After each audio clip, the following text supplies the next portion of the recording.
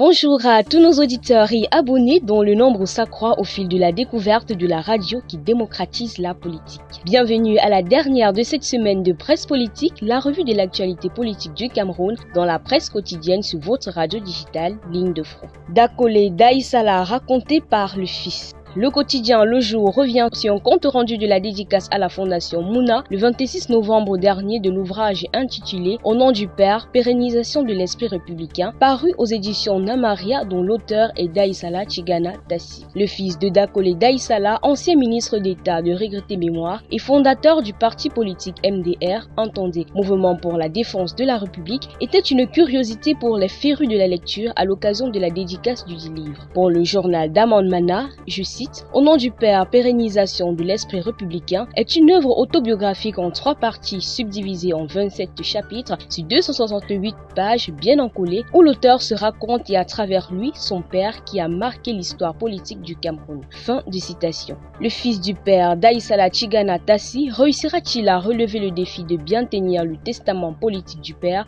le MDR dont il assure les destinées aujourd'hui? Les lecteurs de l'ouvrage auront sûrement une esquisse de réponse à cette question.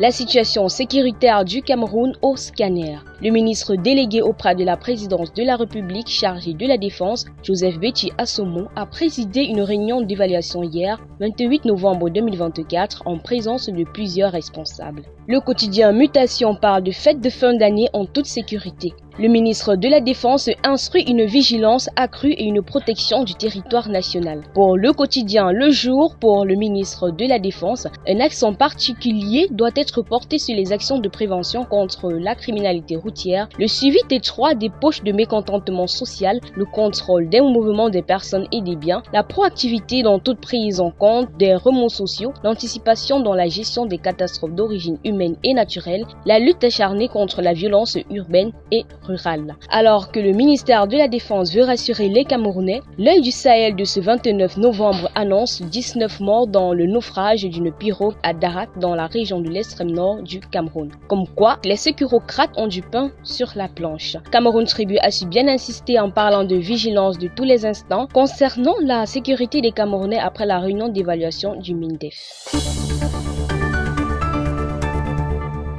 Vous êtes sur Ligne de Front, vous écoutez Presse Politique dans la séquence Revue de presse. Au Cameroun, Chantal Biya est-elle réellement toute puissante? C'est une question à laquelle Jeune Afrique a tenté de répondre sur son site d'information jeuneafrique.com. Selon le magazine panafricain, dans l'entourage du président Paul Biya, l'influence de la première dame s'est encore renforcée ces derniers mois, au point que celle-ci s'étend désormais à ses domaines naguère réservés au chef de l'État. Mais ce pouvoir n'est pas pour autant sans limite. Audience publique du chef de l'État, Paul Biya. Alors que Jeune Afrique évoquait il y a 2 jours la non-visibilité du chef de l'État depuis son retour d'un long séjour européen le 21 octobre 2024, Cameroun Tribune en grande une ce jour titre sur Djibouti qui sollicite Yaoundé pour les élections à l'Union africaine. Une photo à la une montre le chef de l'État, Paul Biya, accueillant dans son palais à Etoudi ce jeudi 28 novembre 2024 Mohamed Abdulkader Moussa, ministre djiboutien de l'Environnement et du Développement durable. L'envoyé spécial du président Ismaël Omar Guelleh du Djibouti est allé présenter la candidature de son pays pour le poste de la commission et sollicite le suffrage du Cameroun. Juste le temps de vous dire merci pour votre écoute. Je vous souhaite un agréable week-end en restant scotché au flux info de votre radio digitale Ligne de Front.